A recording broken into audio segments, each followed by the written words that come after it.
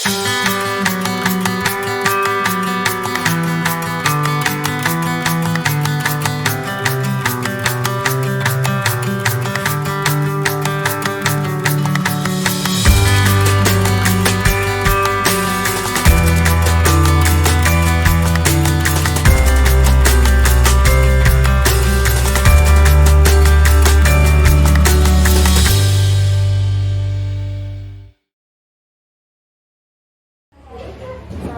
warahmatullahi wabarakatuh. Semuanya, berjumpa kembali dengan saya Dina Asia, calon guru penggerak angkatan 11 dari SDN 2 Sukaresmi Kabupaten Garut, Provinsi Jawa Barat.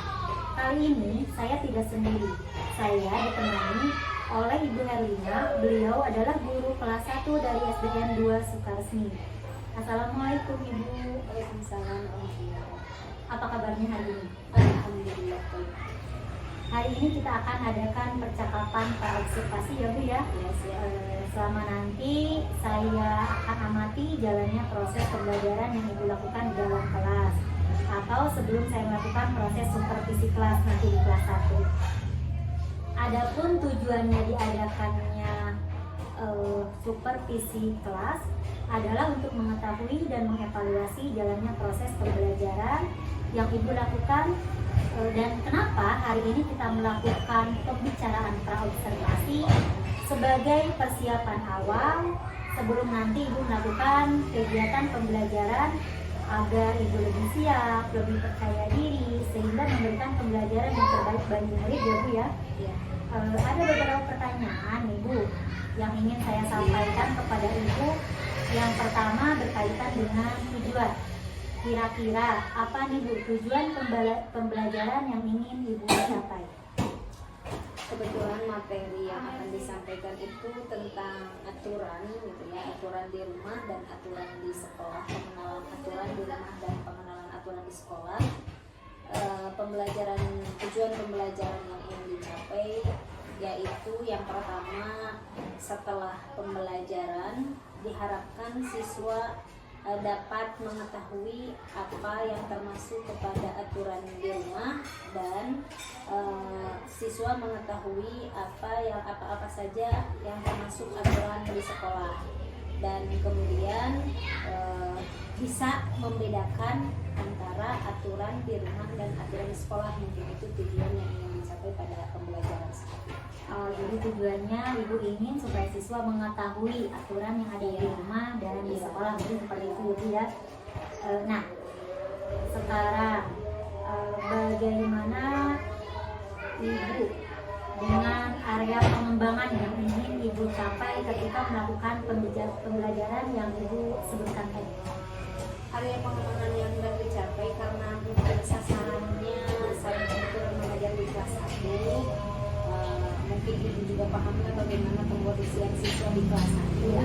Yang pertama adalah mungkin area kognitif, pasti ada pengetahuan, sehingga siswa mengetahui aturan yang ada di rumah, aturan yang ada di sekolah gitu ya. Terus juga itu dari kognitif, mungkin secara teoritis mungkin siswa tahu gitu yang disebut aturan itu apa, terus apa saja aturan di rumah dan di sekolah, terus tujuan diadakannya aturan itu untuk apa. Itu mungkin area kognitifnya. Area psikomotornya, saya menyediakan beberapa gambar yang termasuk kepada aturan sekolah dan aturan di rumah. Kemudian untuk melatih psikomotornya, mungkin siswa menggunting dan menempelkan di kertas yang sudah disediakan, memilah atau membedakan mana yang termasuk gambar aturan di rumah, mana yang termasuk gambar aturan di sekolah gitu. Itu mungkin psikomotornya. Dan yang terakhir mungkin afektifnya, diharapkan setelah pembelajaran siswa bisa menerapkannya dalam kehidupan sehari-hari supaya bisa taat aturan baik di rumah ataupun di sekolah. Mungkin itu. Sangat menarik sekali ya Bu. Ternyata ada 3 area pengembangan yang akan Ibu lakukan nanti. Saya ingin mendengar bagaimana rancangan pembelajaran yang ingin Ibu terapkan di kelas. Mungkin dari strategi pembelajarannya, model pembelajarannya, ataupun dari materi pembelajarannya. Apalagi yang akan Ibu hadapi itu kelas 1, tentunya itu sangat memerlukan model pembelajaran yang ekstra ya dibanding dengan kelas tinggi lainnya nantinya. Mungkin strategi yang dipersiapkan dari metode, karena ini adalah siswa kelas 1 biasanya gitu ya. Kalau siswa kelas 1 itu kan harus dengan metode ceramah dulu gitu ya. Dengan metode ceramah untuk bisa menyampaikan materi yang akan dicapai pada pembelajaran itu. Kemudian juga diskusi atau tanya jawab bersama peserta didik itu, karena tidak mungkin kan kalau ceramah saja itu kelas 1 fokusnya kan hanya beberapa menit ya. Kalau kelas 1 itu mah fokusnya cuma beberapa menit saja, harus bisa setelah ceramah penyampaian materi bisa diskusi dengan peserta didik atau tanya jawab dengan peserta didik. Kemudian juga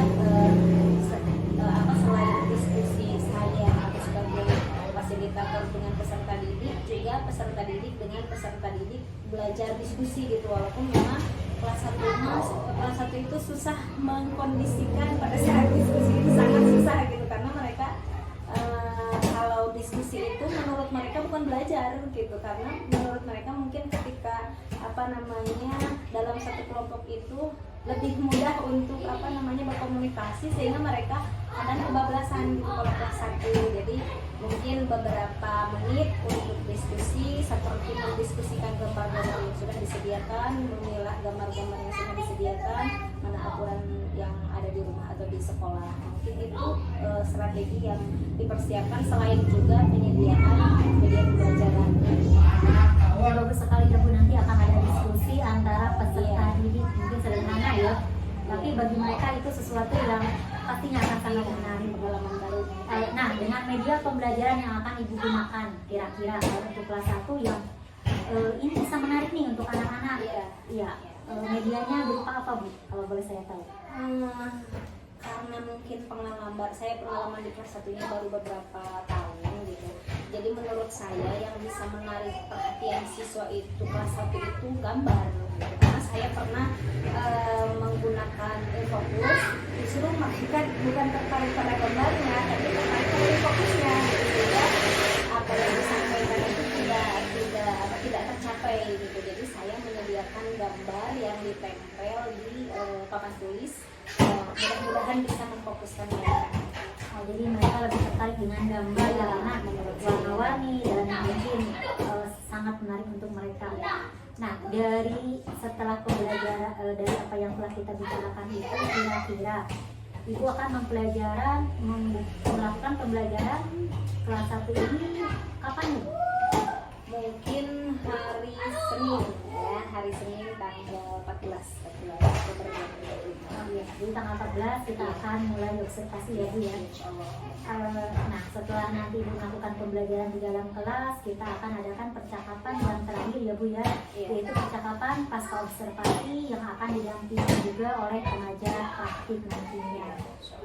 Sebelum kita akhiri, kira-kira apa yang Ibu dapatkan dari hasil percakapan kita hari ini, pra-observasi ini? Mungkin saya, walaupun memang kegiatan pembelajaran itu sudah terbiasa dilakukan gitu, tapi terkadang kalau tidak sharing dengan teman gitu, kadang terlupakan, seperti misalnya penentuan metode ataupun penyediaan media gitu ya. Jadi kadang-kadang karena mungkin saya mengajar di kelas 1, kadang-kadang ya sudahlah, segini juga cukup gitu, padahal masih banyak yang perlu dipersiapkan gitu. Jadi banyak sekali manfaatnya dari percakapan saya dengan Dede. Mudah-mudahan ke depannya juga bisa memotivasi untuk menyelenggarakan pembelajaran yang lebih menarik dan kreatif lagi, sehingga bisa menarik perhatian dan motivasi belajar siswa. Ya, pastinya sangat bermanfaat sekali ya juga untuk kita pembelajaran kita di depan. Ibu terima kasih untuk waktunya. Sudah berbincang-bincang dengan saya dalam percakapan observasi. Sampai ketemu lagi di kegiatan observasi kelas hari Senin tanggal 14 ya. Demikianlah percakapan kita hari ini. Sampai bertemu di kegiatan observasi kelas dan juga percakapan pasca observasi. Wassalamualaikum warahmatullahi wabarakatuh.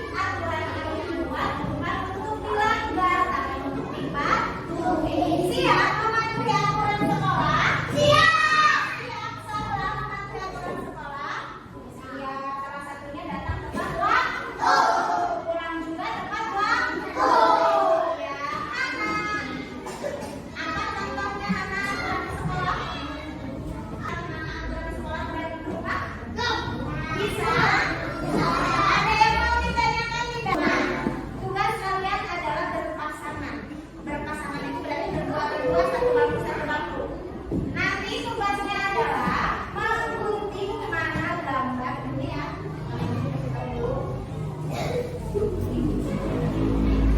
Gambarnya ini. Di sini ada aturan. Aturan di mana ini? Aturan di mana ini? Ini yang atasnya aturan di mana? Atasnya aturan di mana? Ini gambarnya, ya.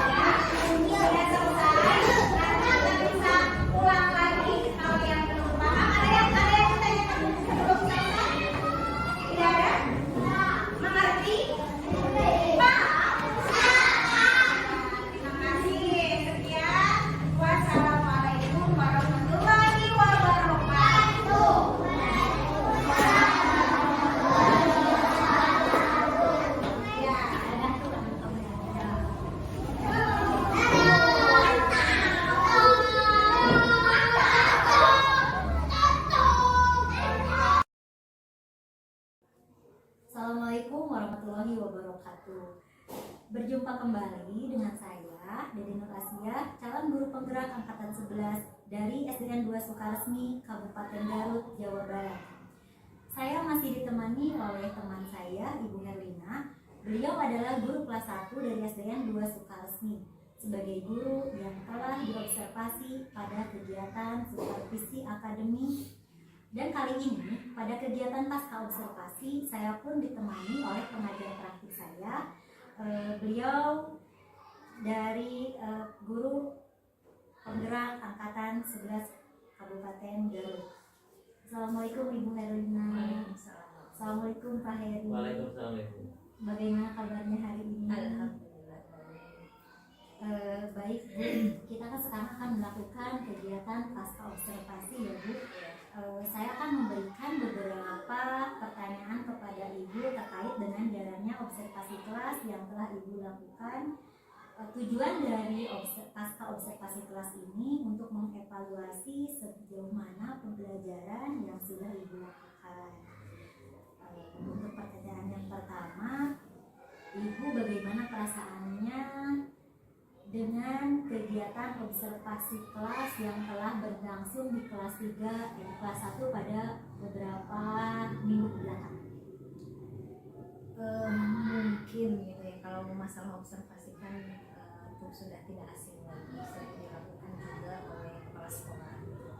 Tapi mungkin kali ini berpartner dengan calon guru penggerak gitu, banyak sekali pengalaman-pengalaman baru yang saya dapatkan, terutama ketika pembelajaran di kelas, karena kebetulan saya kelas 1. Dalam menghadapi kelas 1 itu tentu ada tantangan tersendiri gitu, apalagi ketika ada orang lain yang mendampingi ketika anak tersebut belajar gitu, karena terus terang pengkondisian untuk siswa kelas 1 itu cukup menguras energi dan juga harus menentukan teknik yang tepat gitu, mungkin untuk pengkondisian pun, apalagi untuk kelancaran proses belajar mengajarnya.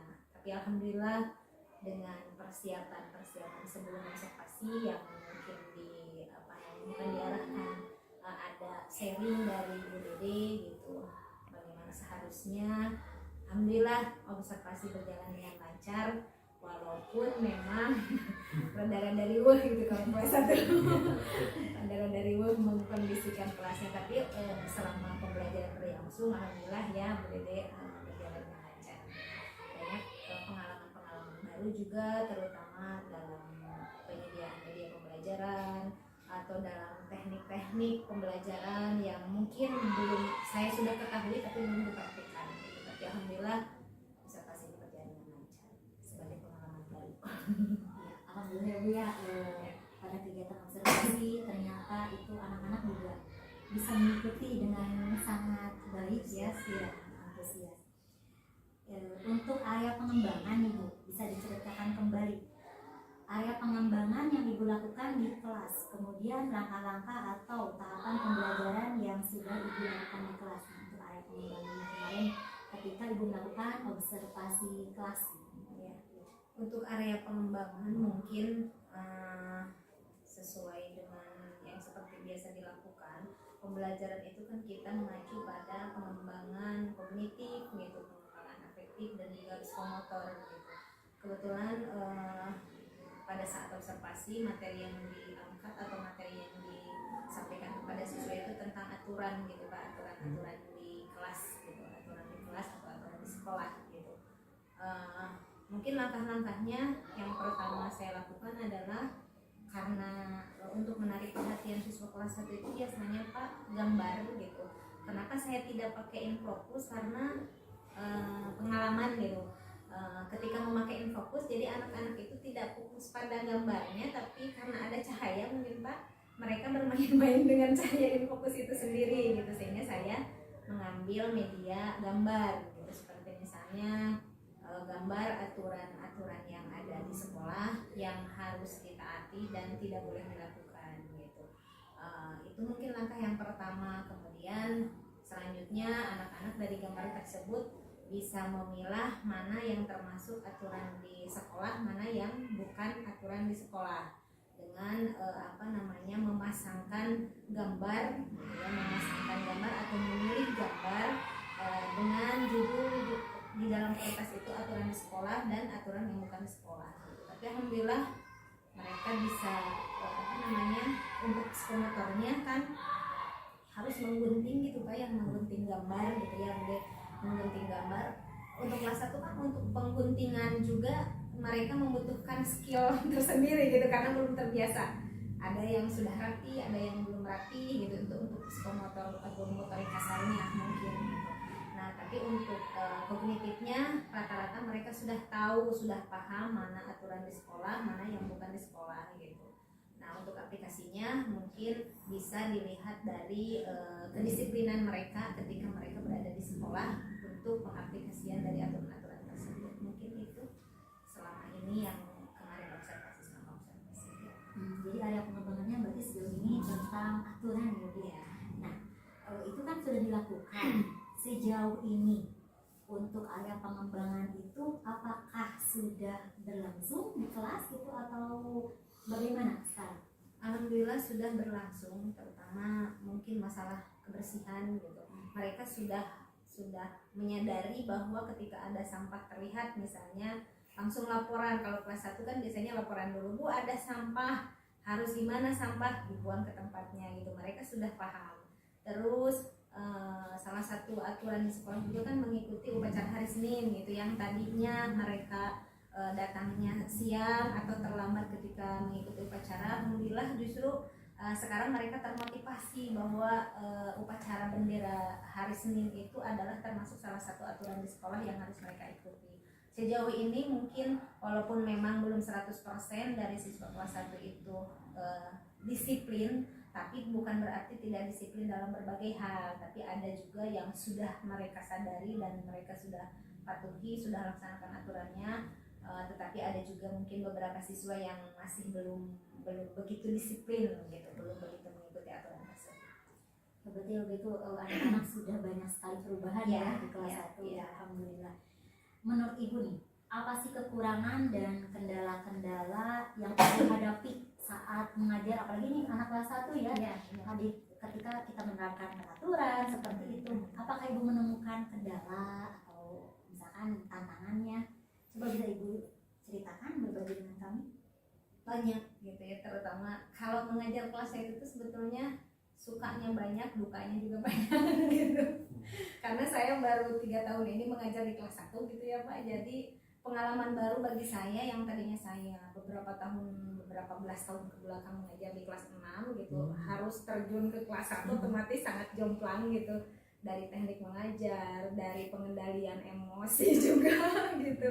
Jadi banyak sebetulnya yang saya rasakan kendala-kendala selama mengajar di kelas 1, terutama karena mungkin secara psikologis mereka itu masih membutuhkan bimbingan seorang ibu. Jadi ketika sama kita sebagai gurunya seolah-olah memperlakukan kita itu sebagai gurunya, sebagai ibunya gitu, seperti ibu pangmukakeun botol, ibu panglereskeun sabu, kan banyak lah gitu.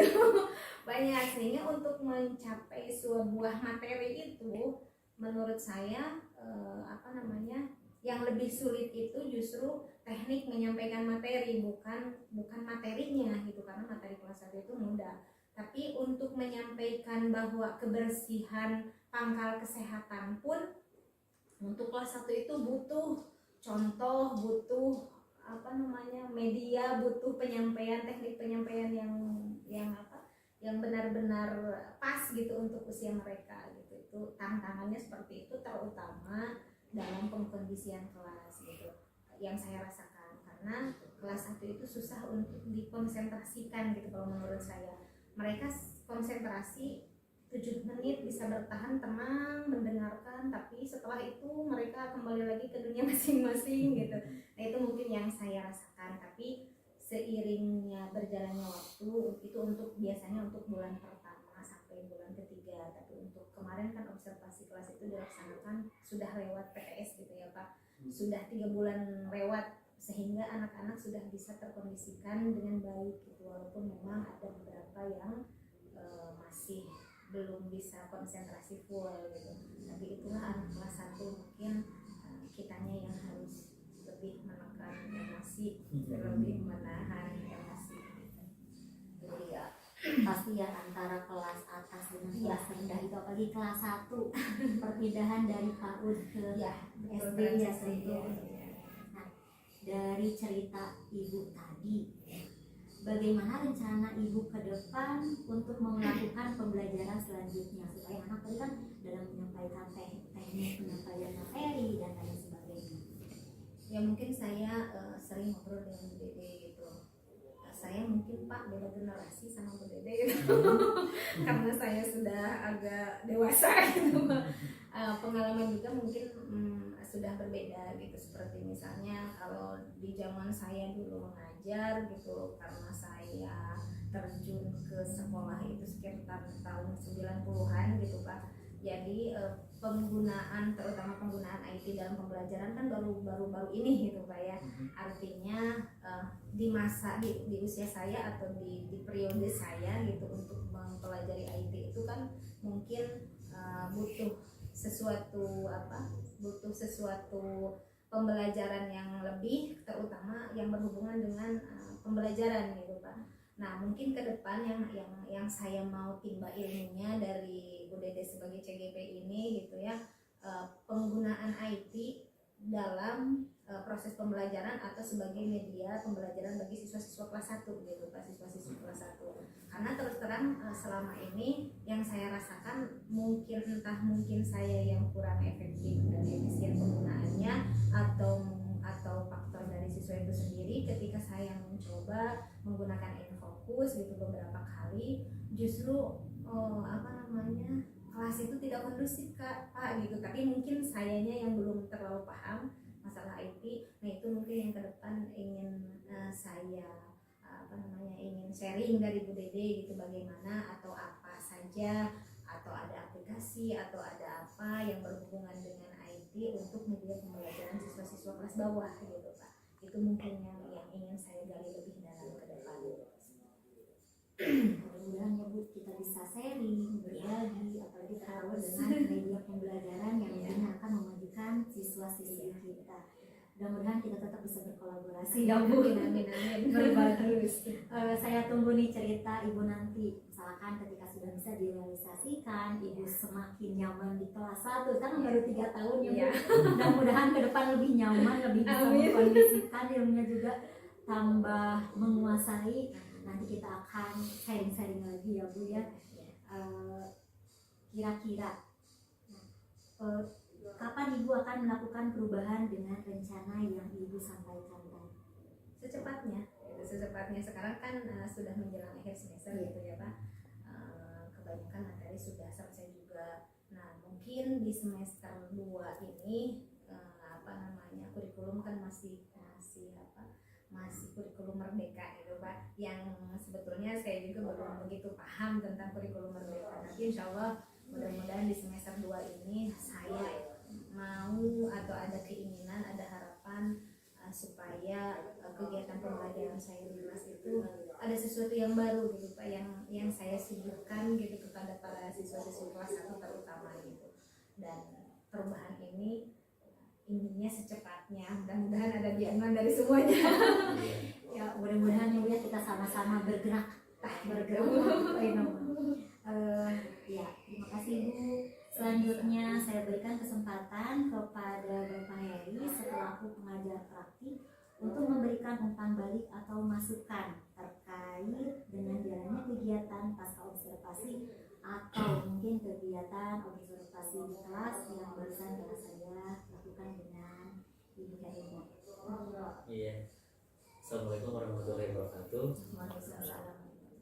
Terima kasih sebelumnya atas kesempatan ini. Terutama saya terima kasih dulu kepada Ibu Herlina yang telah bersedia di supervisi akademik. Sebetulnya sudah sesuatu hal yang bukan yang baru ya Bu, supervisi akademik. Namun untuk saat ini spesialnya karena CGP mendapatkan tantangan untuk bagaimana menerapkan supervisi akademik yang telah dipelajari dan diaplikasikan di kelas. Terima kasih Ibu sekali lagi atas waktunya dan ketersediaannya. di sini Bu Dede, alhamdulillah ya kalau nanti dari percakapan dari awal sampai akhir saya apresiasi sekali alur Tirta dari coaching menjadi penting dari esensial coaching itu sudah berjalan dengan seperti Tirta air gitu ya, alhamdulillah.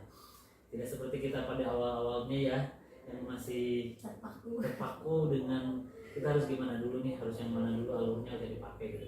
Tapi yang tadi itu sudah mengalir seperti Tirta gitu ya, dari mulai tujuan yang disampaikan, kemudian masalahnya diidentifikasinya sudah sangat enak gitu ya, yang melihatnya tuh oh ini dulu nih maunya kemana gitu. Kemudian rencana aslinya sudah tergali, tindakannya sudah tergali, kemudian nah ada sedikit catatan saja dari PP mungkin ya. Biasanya pada di akhir mungkin untuk coaching, proses coaching ini adalah adanya galian untuk si coaching merangkum apa yang sudah dia hitungi. Tadi terlewat sedikit adalah ibu untuk memberikan pertanyaan bagaimana coachingnya untuk merangkum apa yang sudah dibicarakan dari awal sampai akhir apa. Itu sedikit ya Bu ya. Itu. Tapi untuk semuanya itu sangat luar biasa sekali, berarti coachingnya sudah berhasil untuk hari ini. Alhamdulillah. Harapannya adalah nanti proses coaching ini bisa dilanjutkan kembali ketika ibu mendapatkan permasalahan atau misalkan siapapun yang mendapatkan hambatan atau tantangan di sekolah ini, maka silahkan diterapkan proses coaching ini karena kebermanfaatannya ya Bu ya. Terlihat kita tidak ada judgementnya, tidak ada menggurui-nya, tapi kita fokus bagaimana coaching mendapatkan ide-ide kreatif dari masalah-masalahnya. Dia yang punya masalah, yang monggo dia yang cari masalahnya. Untuk coaching, ibu sudah mengaktifkan telinganya lebih aktif lagi daripada mulutnya, itulah coaching ya. Jadi kita tidak untuk memberikan apapun, tapi hanya untuk menggali. Kalimat-kalimat terbuka sudah muncul, semuanya sudah muncul dari semua format yang ada di sini. Alhamdulillah sudah terpenuhi Bu. Harapannya adalah bisa menerapkan kembali coachingnya di kesempatan-kesempatan yang lain. Karena coaching ini adalah sebuah keterampilan, semakin sering terasa maka akan semakin mahir. Begitu. Itu mungkin umpan baliknya dari saya Ibu ya. Gitu. Alhamdulillah hari ini sudah berjalan dengan lancar. Assalamualaikum warahmatullahi wabarakatuh. Terima kasih Pak untuk umpan balik dan tanggapannya. Insya Allah kan mudah-mudahan bahwa kegiatan coaching ini tidak hanya ketika kegiatan CGP berlangsung, tapi bisa diaplikasikan setelah kegiatan selesai juga. Karena untuk menyelesaikan sebuah masalah itu kan dengan rekan sejawat, jadi bisa berbagi ya Pak ya. Hatur nuhun atas masukannya. Alhamdulillah akhirnya rangkaian kegiatan supervisi akademik sudah selesai. Mulai dari kegiatan praobservasi, kegiatan observasi, sampai hari ini kegiatan pasca observasi. Saya ucapkan terima kasih banyak kepada Ibu Herlina yang telah bersedia meluangkan waktunya, kemudian Bapak juga Bapak Pengajian Terapi. Saya akhiri, wassalamualaikum warahmatullahi wabarakatuh. Waalaikumsalam.